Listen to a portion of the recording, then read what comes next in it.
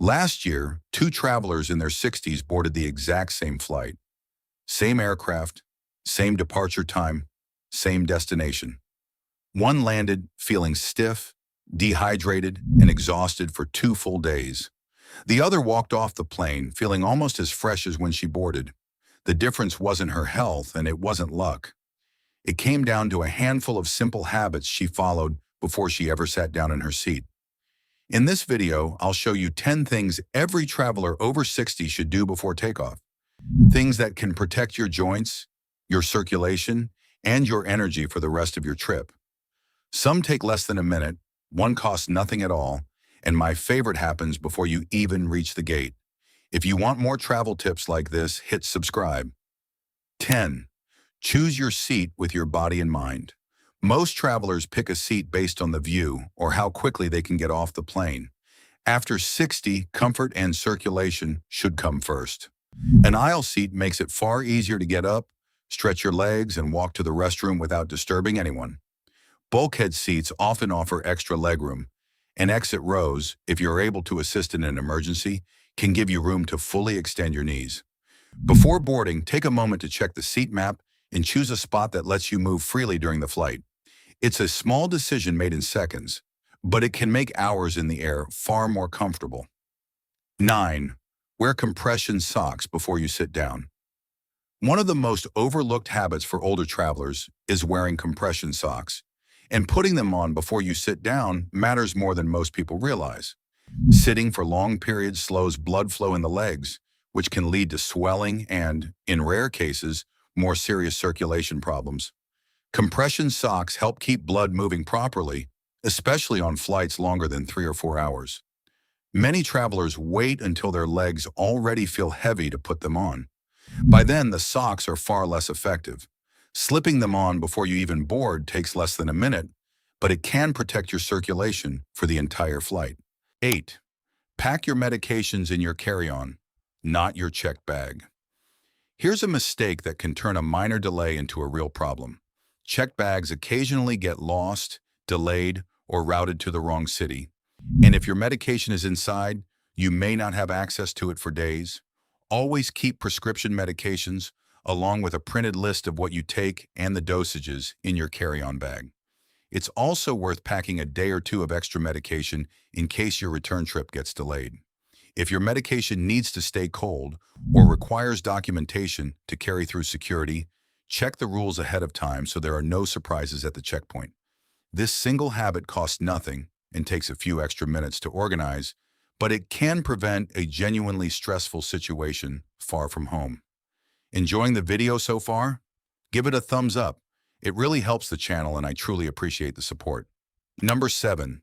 Ask for early boarding without feeling awkward.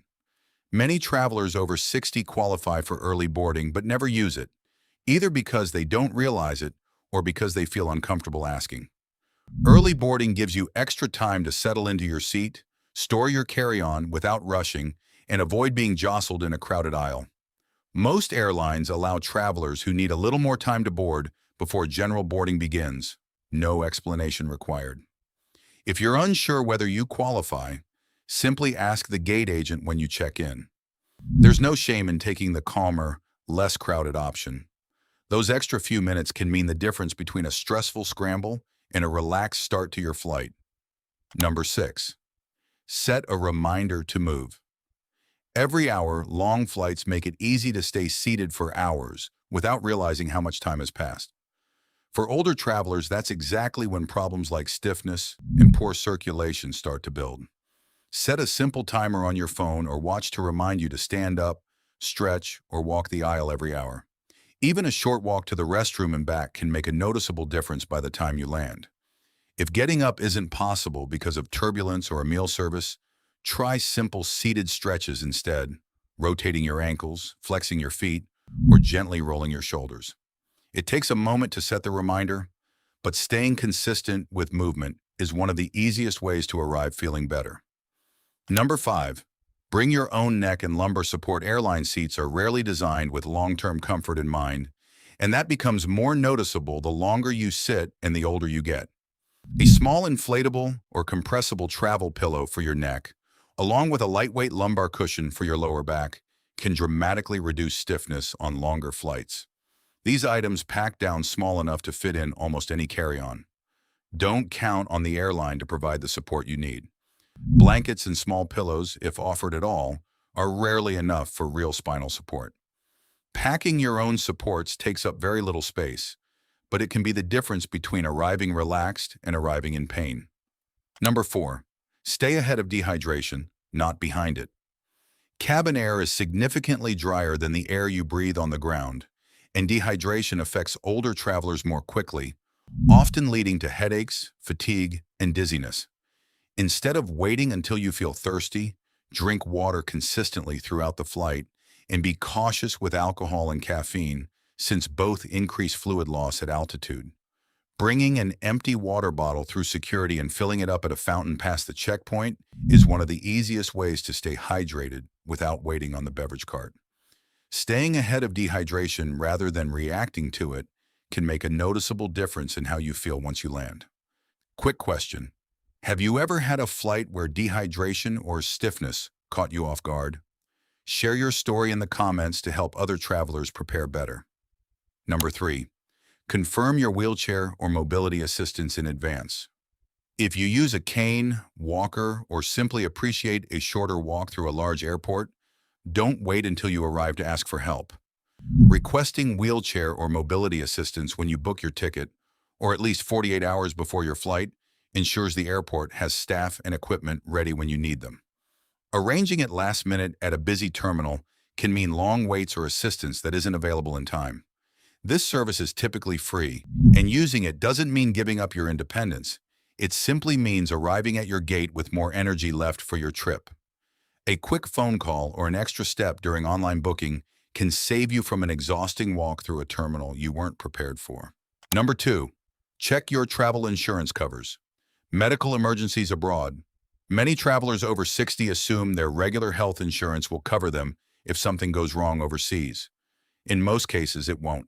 Standard health plans, including Medicare in the United States, typically offer little to no coverage outside your home country. A travel insurance policy that specifically includes emergency medical care and medical evacuation can protect you from bills that reach tens of thousands of dollars. Before you book, take a few minutes to compare policies and confirm that pre-existing conditions are covered if that applies to you, since some policies exclude them unless purchased within a specific window after booking your trip. It's a step that's easy to skip, but it's one of the few purchases that can protect both your health and your savings at the same time. Number 1. Get a full night's sleep before travel day, not during it. If there's one habit that affects everything else on this list, it's this one. Many travelers plan to catch up on sleep during the flight itself, but for older travelers, that plan often backfires. Arriving at the airport already exhausted makes every other part of the journey harder. Standing in security lines, walking to your gate, and adjusting to a new time zone once you land. Instead, prioritize a full, restful night of sleep the evening before you fly and arrive at the airport with a genuine buffer of time so you're not rushing. Sleep you get on a plane, surrounded by noise and cramped seating, is rarely as restorative as a real night's rest in your own bed. Getting this one thing right doesn't cost anything, but it can shape how you feel for the entire trip that follows. Now, I'd love to hear from you. What's one thing you always do before a flight that makes traveling easier as you get older? Or one thing you wish you'd known sooner? Drop it in the comments to help other travelers. If you found these tips helpful, give this video a thumbs up and hit subscribe for more travel tips, health-conscious travel advice, and money-saving strategies every week. And if you think these tips were useful, make sure you watch the next video on your screen, where I'll reveal even more travel secrets that can make every trip more comfortable. Thanks for watching, safe travels, and I'll see you in the next video.